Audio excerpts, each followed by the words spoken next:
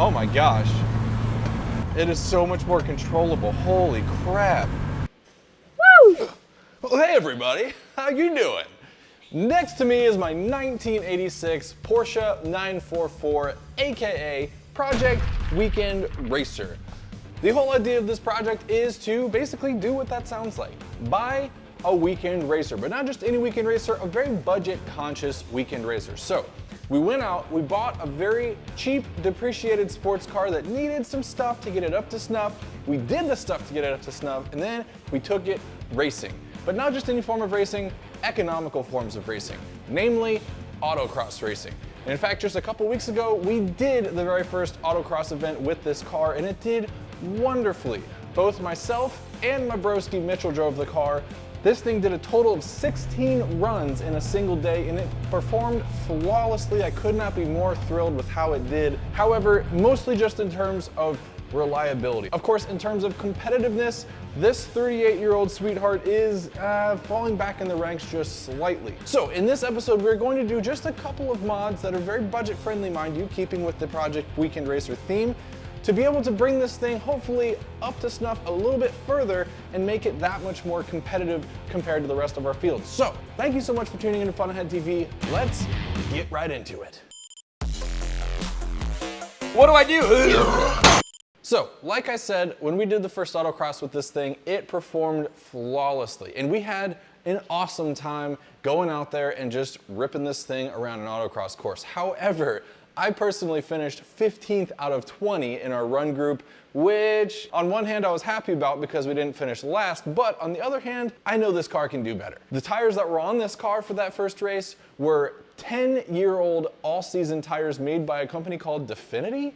Literally never heard of that brand before buying this car, but nonetheless, dry rotted all-season tires are a bad formula for trying to be competitive in anything having to do with motorsports. In addition, this car is very softly sprung, and it's not so much the springs and dampers that I'm really worried about with this car because quite honestly, they're actually in surprisingly good shape. But with regards to anti-roll bars, we are way under bushinged, tension, sprung, whatever you want to call it. And I did notice when we did our initial inspection of this car many months back that the bushings for the anti-roll bars are absolutely shot. So we're going to tackle both of those items today. I'm going to get into more details right this second. Let's go. But first, in order to talk about what we're going to do specifically, you have to know that every car in an autocross race is set up to run in a given class. Now in the first race we did run in street touring. I would have liked to run in street, which is basically, street is the most stock class you can run. Street touring allows for some further modifications to be done to your car. In my case, I thought that because this thing's older than 30 years old, it couldn't run in the street class. However, that's only true when you're doing a national SCCA autocross event, not a regional one. So we could have run it in street. That being said, we are going to run this car in the street class from here on out. So with that in mind, the only things that you can do to your car, aside from having it be completely stock, are you can change the damping of it, you can change the anti-roll bar, and you can change the tires. That is it. Those are the only mods you can do. So let's talk about what we're going to do with regards to first, tires. So in the street class, you're allowed to run down to 200 tread wear. Basically what that means is the tire's ability to resist wearing. If you have like a really good Michelin all-season tire, it can run up to like 750 or 800 tread wear. Whereas on the other end of the spectrum, if you have like a very sticky track-oriented tire, that'll be like a 40 tread wear and like a little bit less aggressive, more like a 100 or 120.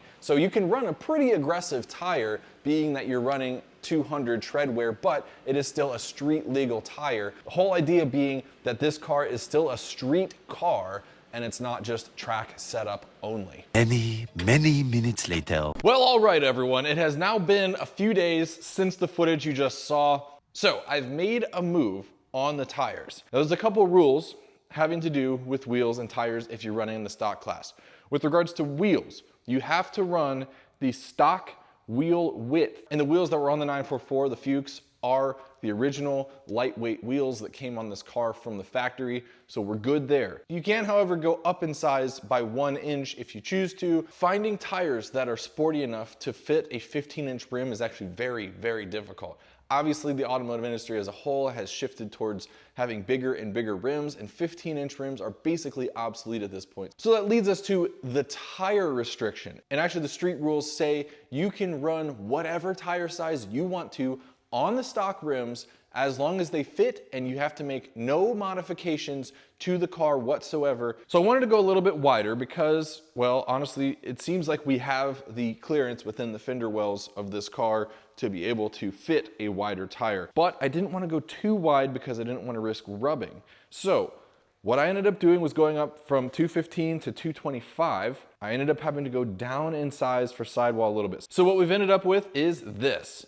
Hankook Ventus RS4 tires, and these are now in size 225, 45 R15s. Now, if you're not familiar with tire sizes, 225, the first number, has to do with how wide the tire is, the contact patch on the ground. Then the next number, in this case 45, it is a percentage of the tire width. So 45% of the tire width is the sidewall height, meaning the lower the number, the thinner the sidewall is.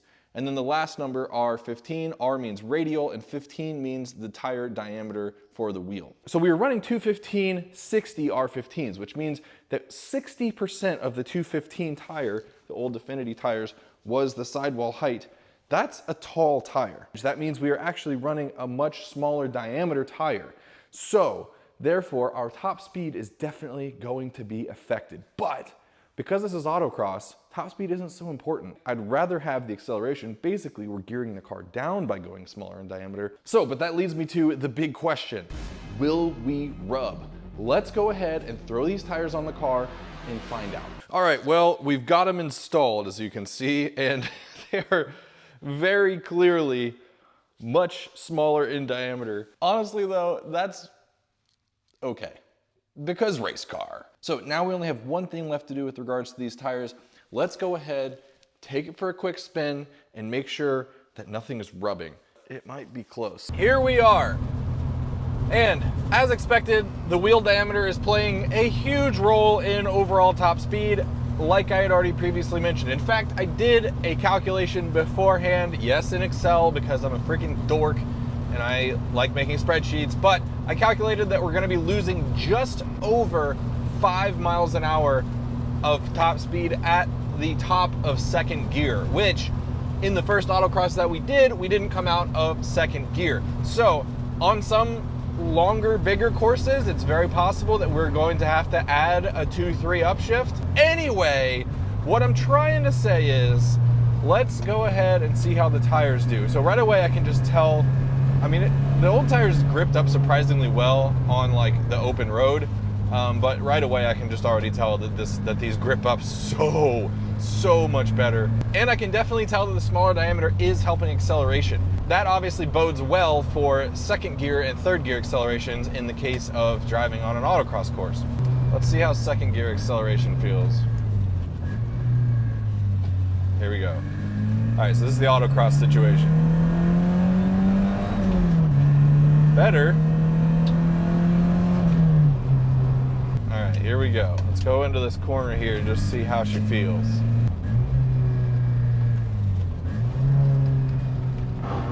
Oh no. That's not good. We just scraped. Gosh darn it.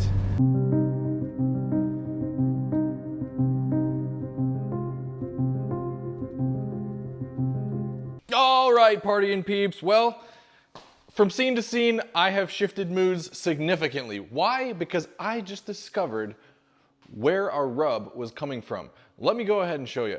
So obviously, as I was driving just now, I thought for sure that our slightly wider tires were rubbing the inner fender here. Well, as it turns out, that is very much not the case. Thank the Lord. Let me show you what was the case. That right there is a mud flap that was touching the freaking ground. Clearly that thing has rubbed the ground a few times before. Here's the mode of failure. Obviously we have tires that are smaller in diameter, probably dropped the car by about 3/4 of an inch. because they're that much smaller. That puts the ride height a little bit lower, and for whatever reason, people in the 1980s had an obsession with putting mud flaps on sports cars. This car was no exception to that. Apparently, when we were going around corners with our excessive body roll, those mud flaps were touching the ground. I thought it was the wheels hitting the fenders, just because I was thinking, oh crap, you know, we've got these brand new tires that are now wider. But as it turns out, I went ahead, took the mud flaps off, went for a spin real quick and beat the crap out of it to like really huck it into some corners. No rubbing whatsoever. So we now have really sticky, really nice brand new tires that are wider than before, and they're not rubbing. And we're going to be compliant with the rules of the street class with regards to tires. Let's go ahead and move on to talk about suspension. Good morning. It's now the next morning. Fresh fire!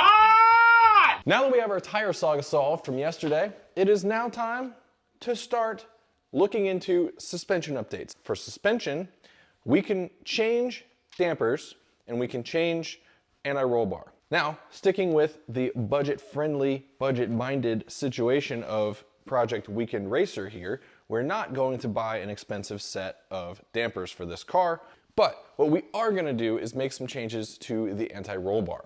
No, we're not gonna buy an expensive new anti-roll bar. We're going to change the bushings. And in the case of this car, these bushings are, as far as I can tell, completely original, and if they're not original, then they were changed out a long time ago because they are shot. When you watch the onboard footage of this car during the first autocross weekend, this car lays over in the corners terribly. You can just see that from the onboard footage. And in fact, now that we have new tires, yesterday I was able to get this thing to set on the bump stops of whichever wheels were the ones that were loaded up. So clearly this thing needs some improvement in the area of body roll. Okay, great, the thing rolls over really badly in corners, but why is that important? Well, let's think about it from a driving dynamics perspective. Looking down the car here, if you have a car that rolls terribly going into every corner, that means that the tires are not loaded up, whichever tires are taking the brunt force of that given corner, AKA the outside tires, are not loaded up until the car has completely shifted over. Therefore, the longer the weight transition, the longer that the car takes to actually change direction. So if you're having really bad body roll, that means that basically your wheels have started to go, but your body is rolling until it stops rolling and then it changes direction. So by minimizing the amount of body roll, we can therefore improve the handling. So again, keeping to the budget-minded, budget-conscious mentality behind this entire project, we should be able to see some significant improvement by just, even if we replace the current bushings back to stock, we would see some significant improvement, but we're gonna go one step further and replace them with high performance bushings. All right, so we've got the old whippersnapper up in the air.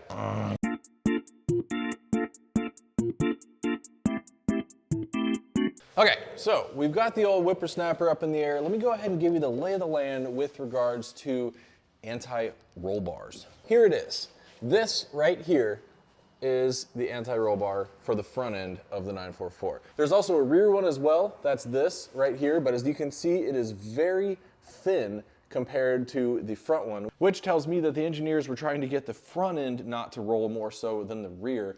That and the rear actually has one less couple of bushings than the front end, and these ones actually don't look too half bad. So therefore I decided we're gonna put most of our focus on the front end for now and just see how much improvement we can get out of it. Okay, so again, here's the front end anti-roll bar. It is comprised of basically 3 sets of 2 bushings. So you have one set here where it mounts to the chassis. There's one set that goes into the control arm right here, and then there's one set where the anti-roll bar actually goes into the joint that connects it to the control arm. Now, unfortunately, I was not able to find these bushings. These are seemingly unobtainium. But fortunately, these actually look to be in decent health. You can see that these aren't actually cracking up, and even though they are soft, there's not a whole lot of material between this and the anti-roll bar itself. So I'm hoping that this doesn't offer up like a ton of additional compliance there. So therefore it's good that we can replace these, and I think just focusing on this part will actually give us quite a big benefit. And as you can see, like just when I push this, you can see how much compliance there is there, and the fact that this is completely just cracked up and dry rotted. So clearly these are shot. Plus the fact that, like I said, there's literally 3 different joints of bushings here. So you can imagine as these age and allow more compliance between the anti-roll bar and the car, you know, you've got movement here, you've got movement here, you've got movement here. So you can see how this would be just extremely, you know, soft and allow for a lot of body roll. Additionally, you can see what I mean. See how thick this is compared to that rear one. Obviously, this one is doing the majority of the work. Yes, we have a fluid leak. I know, she's an old girl.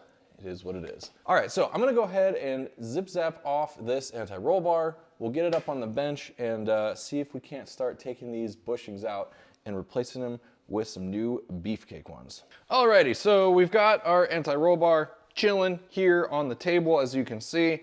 Like I said, we're not replacing these bushings, but every other bushing on this bar is going. So here's kind of the setup. So these are kind of the drop link-ish things I was talking about. These are the ones that connect the sway bar to the control arms. And then they have these 2 bushings that kind of sandwich the control arm, and the control arm goes right here, bolt nut goes on top of it, and that's how these mount to the control arm. These bushings are getting replaced, and so are these. Let me show you what we're replacing them with. So for the ones in the drop link, again, so as you can see, these are like super soft and cracked up and compliant, have a lot of give to them. These ones are made by PowerFlex. They are their Black Series bushings, which means they are basically hard plastic. There is some little bit of flex to them, but like I'm squeezing with both hands really hard and I can barely squeeze that. So that means, you know, this actual thickness of this material is not going to give much. This is going to be an absolute pain in the butt to install, but we're going to have to definitely just utilize the shop press for that. For the ones that sandwich the control arm, we've got these. Same story. I think these are actually even harder. Like this is like just literally like a hard plastic. So that is the replacement bushing situation. I'm just excited to see how this thing feels once it's all together. So with that, I'm gonna go ahead and start popping these old bushings out. Not really looking forward to doing that. I'm not really sure how I'm gonna do that quite yet, but I'm gonna finagle with that for a little bit. I'll pick back up once I've gotten that done. What do I do? All right, time for a quick little update before we throw this bad girl back on that bad girl. So I got the new bushings installed into the drop links here. That was kind of a pain. These things are literally like a hard plastic. And I've got our new bushings for the upper side sitting here as well. These will go on once we put this up and through the control arm. So at this point, we are literally ready to reinstall this thing. I'm gonna go ahead and do that, and then we can go ahead and give this thing a test drive. I am really itching to see how big of a difference this makes. Let's do it. All right, I just got it reinstalled. Let's take a real quick peek at this, and then we can throw the wheels on and take it for a quick spin. All right, here it is. As you can see, nicely reinstalled. It definitely requires some wrestling to get these things back up into this control arm and to get these bolts aligned. These compounds are so hard for these bushings. Typical suspension work stuff, hammers, pry bars, putting all your might into it to get stuff to happen. So anyway, all tightened down, everything's good to go. I'm gonna throw these wheels on. Let's take it for a quick spin. All right, well, here we are. I'm just getting her warmed up real quick before I actually start beating on her a little bit, but keep in mind, this change point, like I said, is only going to oh man, I can just tell in this little corner. Things are different. Okay, I'm excited about this change. But anyway, keep in mind that the sway bar is only going to change body roll. It is not going to change the way the car is sprung or the way the car is damped. In this case, I'm really, really hoping that these stiffer bushings make somewhat of a noticeable difference with regards to just the amount of turn-in, the quickness of turn-in, and the controllability of it, because this thing was so floaty before, which translates into slower times on an autocross course. So, all right, we've got the engine kind of warmed up now. Oh yeah. Oh my gosh. Dude, you can just tell. Oh my gosh, it feels so much better. It is so much more controllable. Holy crap. I'm just imagining a slalom situation and how different that's gonna feel, how much better that's gonna feel. Entering like a tighter corner or any corner, like it's just gonna change direction so much more quickly. And it just holds the line so much better thanks to these new tires. Dude, this is going to make a serious, serious difference. Oh yeah. The only time you know that it's different is when you start putting it into a corner like this, and you can immediately tell that it just resists roll and just hooks and changes direction that much more quickly and readily. Amazing. Amazing that all it took was bushings and it could make that big of a difference. I'm very eager to see how much this actually does to improve our overall performance. You're probably wondering how much I just spent on these two improvements. Well, let's go ahead and talk about that really quickly. Okay, so we're back. I've got the totals here for everything that we just did. Let's go ahead and go over that really quickly. So again, all we did was tires and the sway bar bushings for the front end. And of course we could have gone crazy and just done so many other things. Like I said, we could have done shocks and springs on all four corners, and we would have been multi-$1,000s into this to change the handling. But we did go ahead and just do the low-hanging fruit and did everything that we could on a budget to be able to transform this car's handling. So, tires.